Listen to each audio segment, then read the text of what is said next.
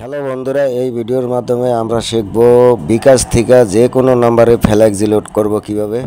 আপনি যদি নতুন হয়ে থাকেন স্বাগতম, আর আগেই সাবস্ক্রাইব করে অ্যাক্টিভ থাকলে থ্যাংক ইউ সো মাচ। তো বন্ধুরা, আর কথা বাড়িয়ে লাভ নাই, আমরা সরাসরি ভিডিওতে চলে যাচ্ছি। তার জন্য ডাল প্যাডে ক্লিক করব।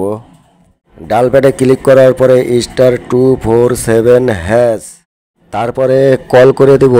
কল করার পরে আমরা যেই সিমটি ওই সিমটি বাছাই করে কল করে দেব। বন্ধুরা, ভিডিওটি ভালো লাগলে আমার এই ছোট্ট চ্যানেলটি অবশ্যই সাবস্ক্রাইব করবেন, সাথে লাইক শেয়ার করবেন। তারপরে বিকাশের এই পেজটি আসলে আমরা 3 নম্বরে আপনার এই যে দেখেন যে মোবাইল রিচার্জ লেখা, এখন আমরা নিচে 3 লিখবো। 3 লিখে আমরা সেন্ড করে দেব।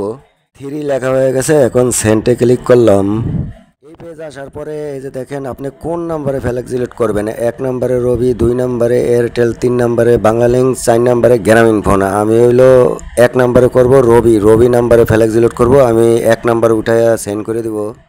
তাইলে 1 উঠায় আমি সেন্ডে ক্লিক করলাম। এবারে আপনি ফ্ল্যাক্সি লোড করবেন, এটা কি প্রিপেড নাকি পোস্টপেড। প্রিপেড হইলে 1 উঠাবো, আর পোস্টপেড হইলে 2 উঠাবো। আমারটা হইলো প্রিপেড, আমি 1 উঠাইলাম। তারপরে সেন্ড করে দেব। এখন আপনি যেই নাম্বারে ফ্ল্যাক্সি লোড করবেন ওই রবি নাম্বারটি দিবেন। আমি আমার রবি নাম্বারটি দিতেছি। নাম্বার কিন্তু অনেক দ্রুত দিতে হবে। নাম্বার দেওয়া হয়ে গেছে, এখন সেন্ডে ক্লিক করব। এখন কত টাকা ফ্ল্যাক্সি লোড করবেন ওই টাকাটা এখানে তুলবেন, মানে টাকার পরিমাণ দিবেন। আমি টাকার পরিমাণ দিতেছি 100 টাকা। উঠানোর পরে সেন্ডে ক্লিক করলাম। বন্ধুরা, ভিডিওটি ভালো লাগলে অবশ্যই আমার এই ছোট্ট চ্যানেলটি সাবস্ক্রাইব করবেন, সাথে লাইক শেয়ার করবেন। এইখানে আসার পরে আপনার বিকাশ পিন নাম্বার দিবেন। আমি আমার পিন নাম্বার দিতেছি।